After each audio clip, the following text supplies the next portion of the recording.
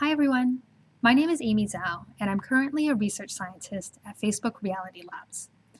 In this session, I'll be talking about a topic that I looked at during my recent PhD at MIT, which is data augmentation for medical image segmentation.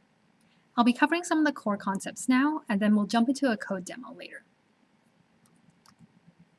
The task that I looked at in my research was brain MRI segmentation, and I'm sure that many of you are very familiar with this task. For those of you who aren't, here's an example of a brain MRI. These are typically large 3D grayscale volumes. Here I'm just showing a single slice. And the idea in segmentation is to identify the different anatomical structures or regions within each brain. You might hear me refer to this sort of visualization as an anatomical segmentation map. We might want to identify labels such as white matter, gray matter, ventricles, hippocampi, etc. In my research, I looked at about 30 labels in total. So I think already you can imagine that this is not a very easy task. To make matters even more challenging, here are some examples of MRI scans taken from different people. As you can see here, these scans have anatomical variations. So unsurprisingly, different people's brains have different shapes. These scans also have intensity variations, which can be caused by a variety of factors, including subject-specific noise or just the settings on the scanner that was used. So as you can imagine, MRI segmentation is pretty challenging. Now, I'm sure that many of you have heard of recent advances in using deep learning for MRI segmentation. There have been quite a few works that show that neural networks are quite powerful at some segmentation tasks. Now, the way that you would do segmentation with a neural network is you would first define a segmentation convolutional neural network, or CNN, and you would give it a bunch of training examples. So these examples are MRI scans with associated ground truth segmentation labels. You would pass these examples into the CNN and get it to make some predictions.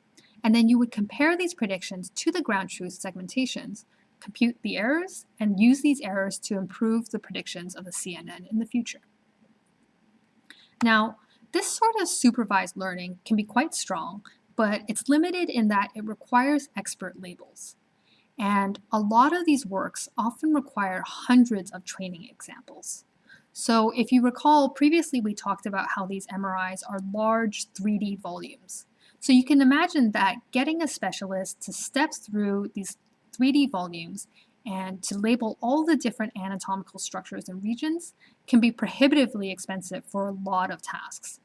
So it's actually fairly common in medical imaging tasks to only have one or maybe just a couple labeled examples. So if you only have one training example, can you still train a segmentation CNN? Well, in this talk, we'll discuss how to leverage the magic of deep learning with small data sets. There are a couple of different kinds of approaches. I'll be talking about hand-engineered data augmentation and also my work in deep image synthesis for data augmentation.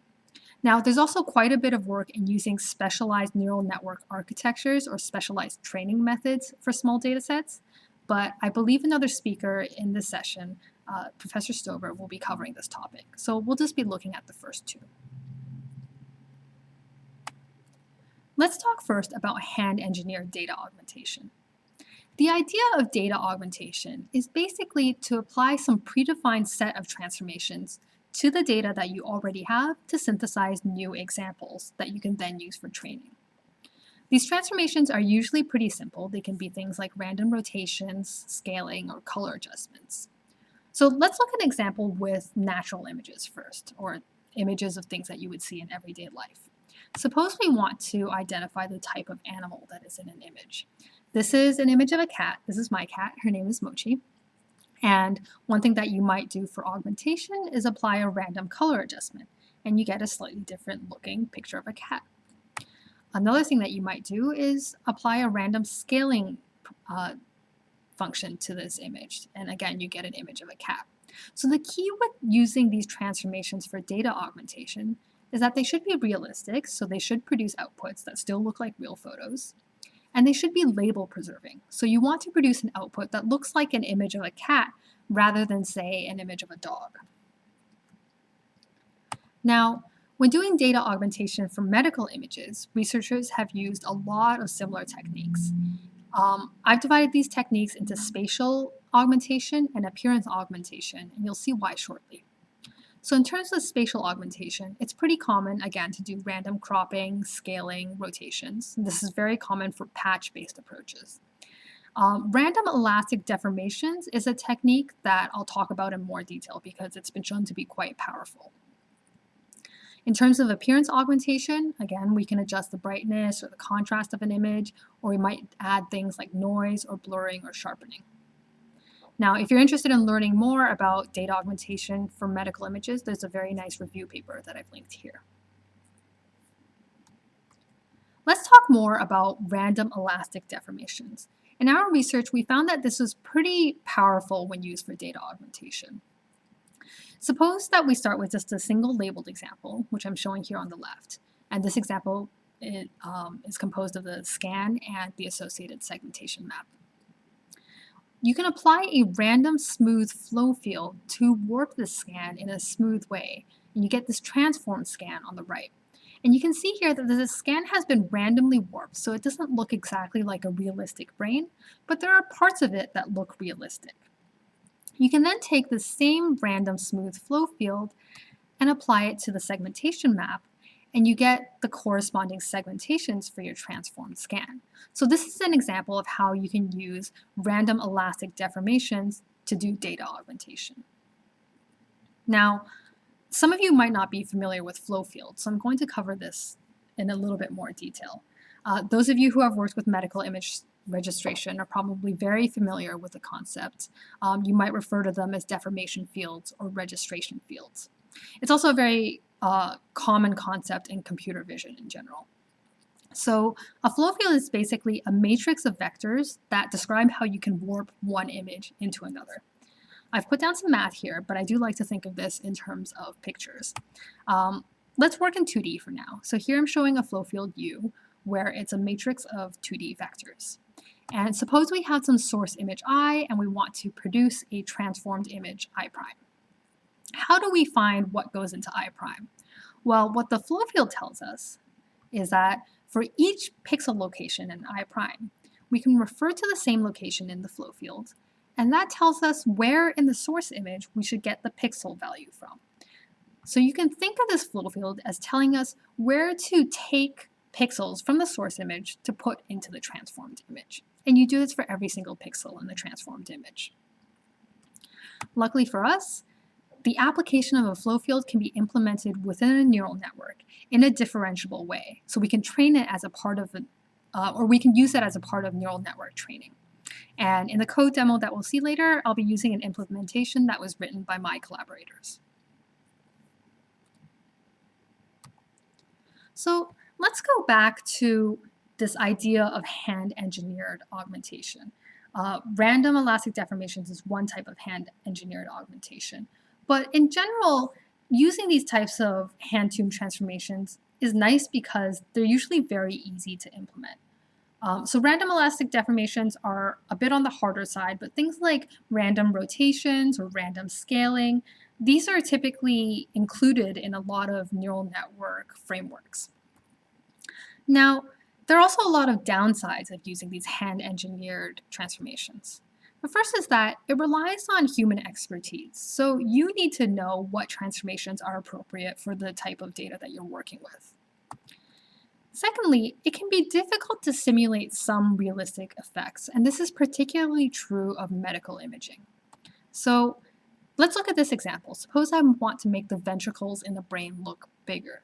It's not clear how I would define a mathematical function to do this. Similarly, if I want to change the contrast of some of the tissues in the brain, it's not obvious how I would simulate this effect with a transformation. It can also be difficult to capture the range of diversity that you see in a true population. And lastly, but certainly not least, the effectiveness of your data augmentation depends on how you choose the parameters for your functions. So let's take a look at these random smooth flow fields. If I vary the deformation magnitude here, you can see that as the magnitude gets larger, the transformed brain gets more and more unrealistic. And at a certain point, the transformed brain won't be a useful training example for a segmentation CNN. In fact, it could even confuse the CNN. So you want to be very careful about the range of values that you choose for your transformations. And identifying this range is a bit of an art, and it can be pretty time-consuming. So that leads us to the question, is there a way that we can find these realistic transformations? And can we do this automatically so that it doesn't require us to design these transformations by hand and then tune the parameters? That's the basic idea of the research that we presented at CVPR 2019. We proposed to learn these transformations from a population. So suppose again that we have just a single labeled example. We're going to refer to this as the atlas, and we see it here on the left. And then suppose we have a lot of unlabeled scans that we see here on the right. Now, let's imagine for now that we have some magical device that can compute the transformation from the atlas scan to each of the unlabeled scans on the right. Once we have all of these transformations, we can simply take each of them and apply them to the atlas scan to get synthetic transformed scans. Now, of course, if we want to do data augmentation with these transformations, we also need to do something reasonable with the segmentation map. And I'll get to this shortly. We define a transformation as a composition of a spatial transformation and an appearance transformation. So that means that this magical crystal ball that we talked about earlier can be implemented as two convolutional neural networks. We have a spatial transform model that takes in two scans and computes a 3D flow field between the two. So the idea of this model is that it captures anatomical variations between different scans. Similarly, we have an appearance transform model that takes in two input scans and computes the intensity change between the two. So the idea here is that this appearance model captures intensity variations between different scans. Let's talk more about what these transform models look like. Each of them is implemented as a convolutional neural network. Those of you who are familiar with CNNs might recognize this architecture. It looks a lot like a U-Net architecture. If you're not familiar with architecture diagrams, don't worry about this too much. The thing that I want to highlight here is that this neural network takes as input two scans on the left, and it goes through a bunch of operations and it computes a transformation, which is then applied to one of the scans within the network to produce a transformed scan as output. Let's go into more detail about what the spatial and appearance models are doing. The architectures for these two will be very similar, but we'll talk about the spatial model first.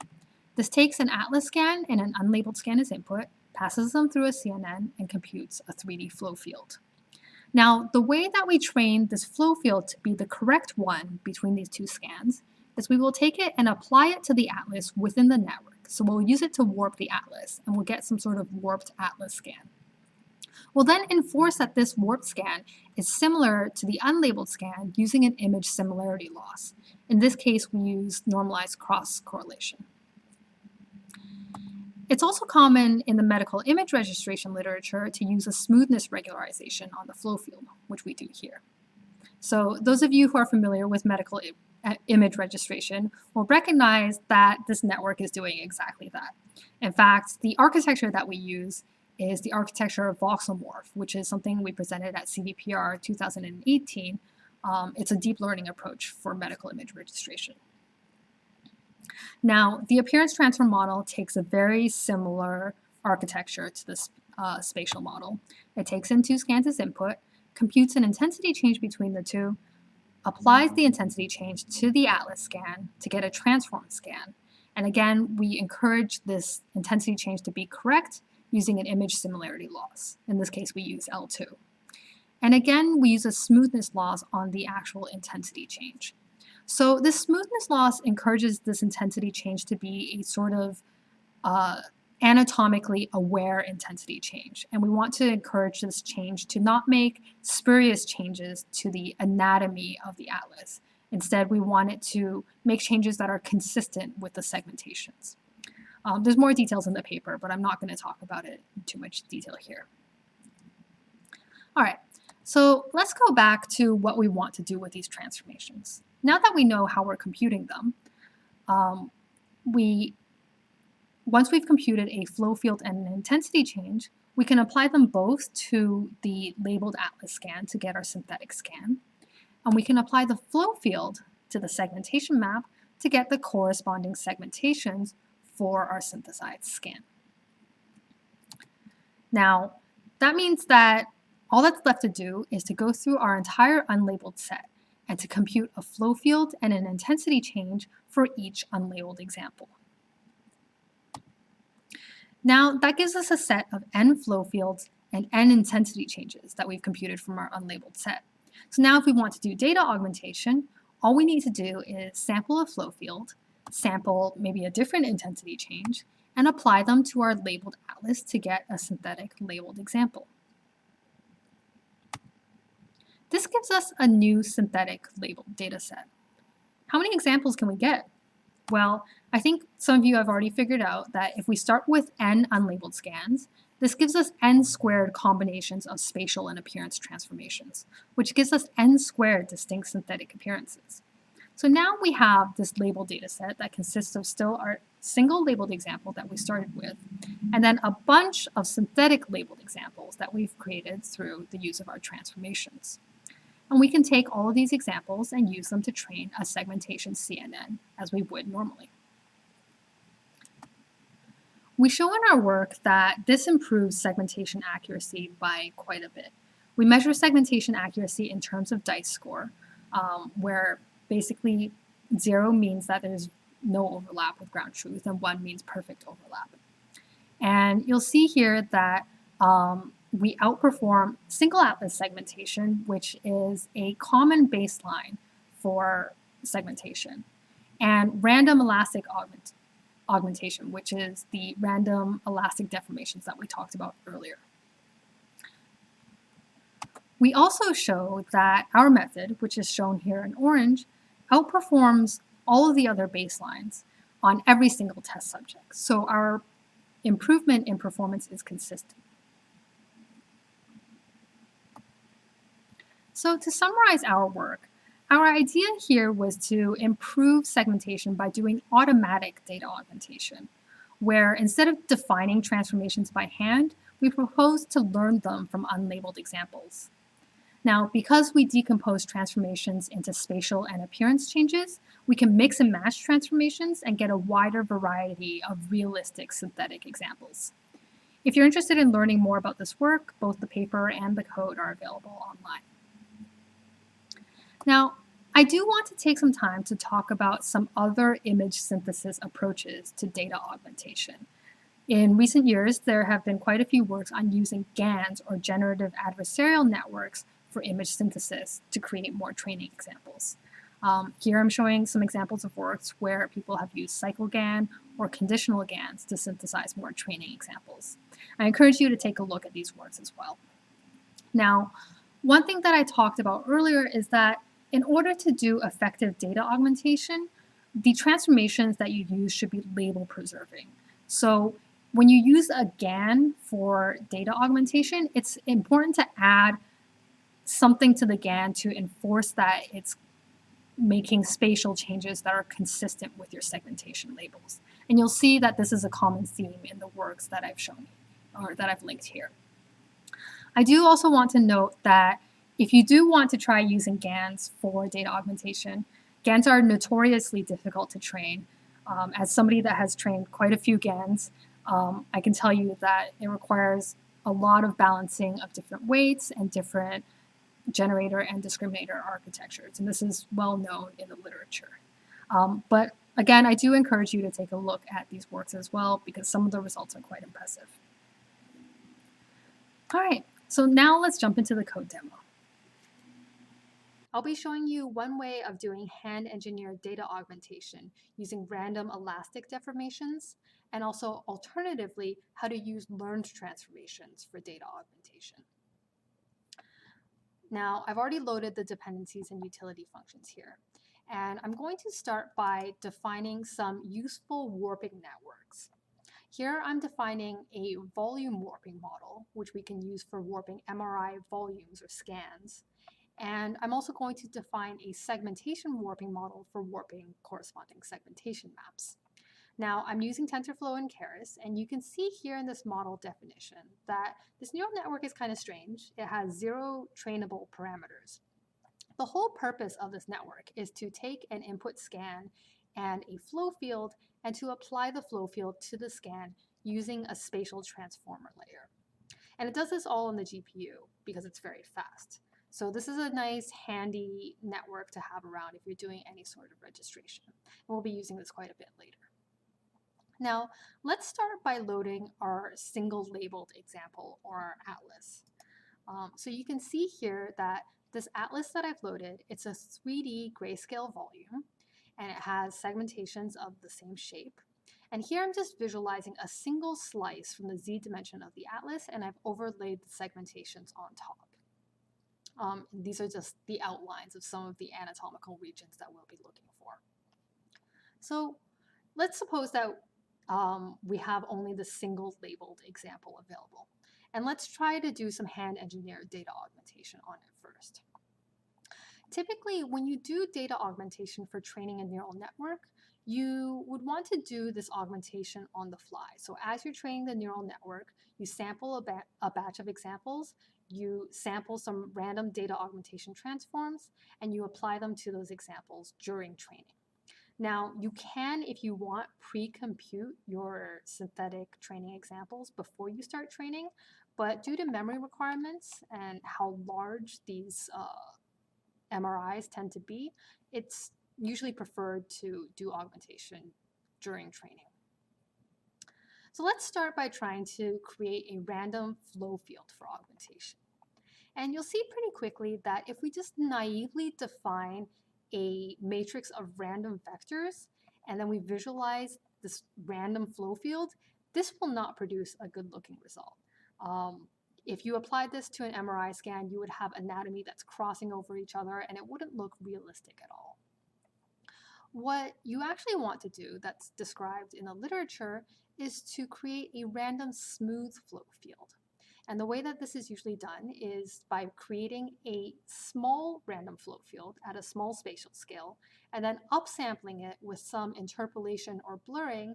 And this helps you ensure that at the full spatial resolution, your flow field is both random and smooth. Now, the way that I've done this here is, again, I've created a neural network with no learnable parameters that creates a random smooth flow field on the GPU.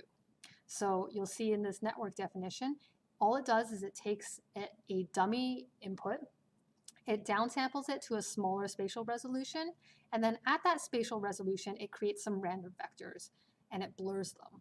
And then we upsample and interpolate them such that the final flow field at the same resolution as our MRIs will be smooth. And you can see here that when I visualize this flow field, it is indeed random. There isn't much of a pattern to it, but it is smooth.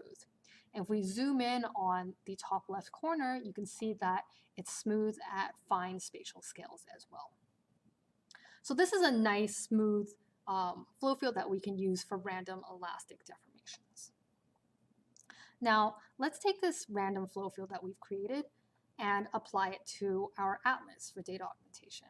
So we can use our volume warping model to apply this flow field to the atlas scan, and we can use our segmentation warping model to apply this flow field to our corresponding atlas segmentations.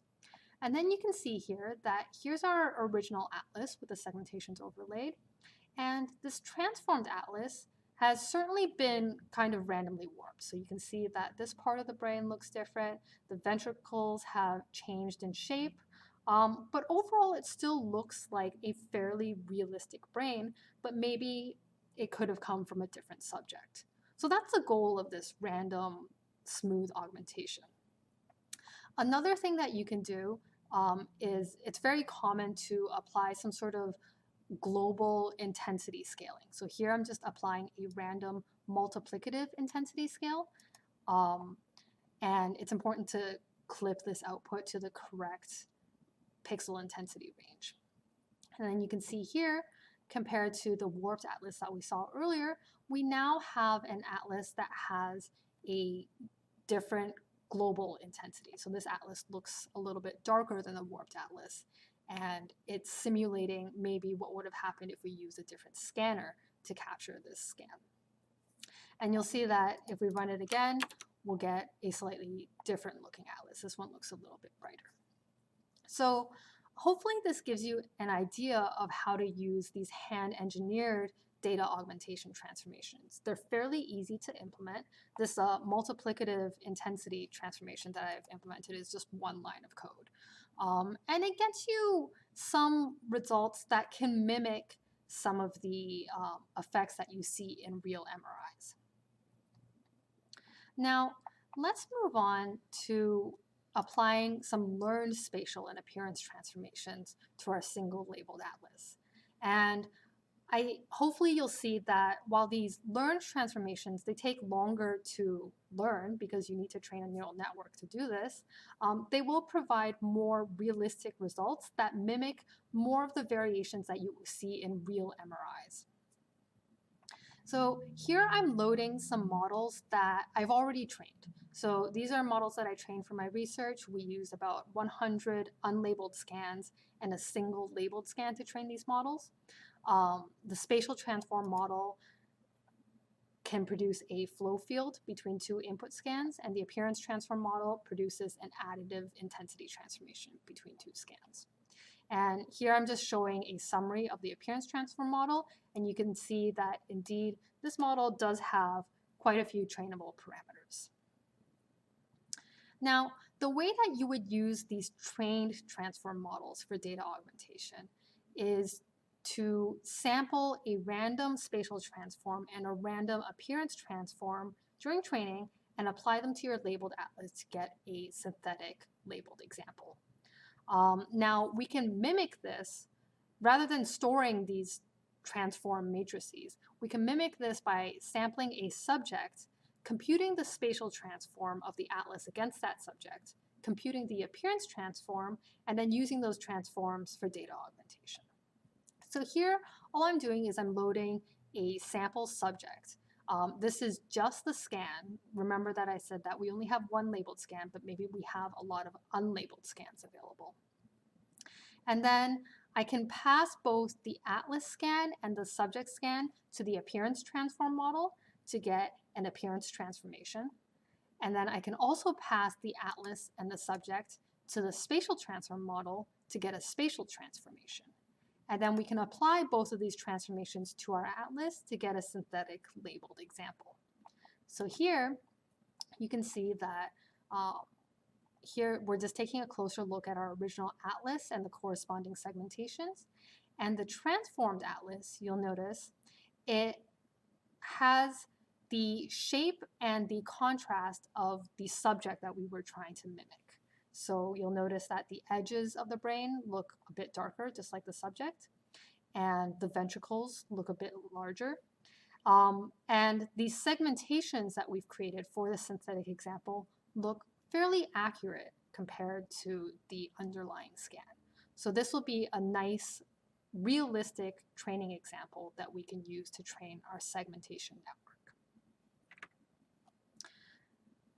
Now, I do want to touch on a common question that we get about this approach, which is, why don't you just use your spatial transform network to label unlabeled scans? Since we know how to register the atlas to any unlabeled scan, we can use that flow field to warp the segmentation map and label unlabeled scans.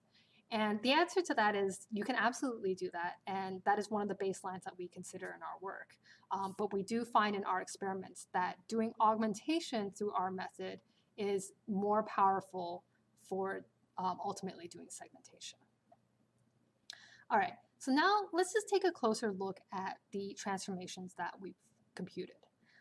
The appearance transformation that I'm visualizing here, you can see that rather than creating a global intensity change that we just add to the brain or multiply against the brain, this particular appearance transformation is anatomy aware. So you can see here, it's a little bit faint, but it's changing the contrast of some of the tissues in the brain, and it's darkening the area around the ventricles.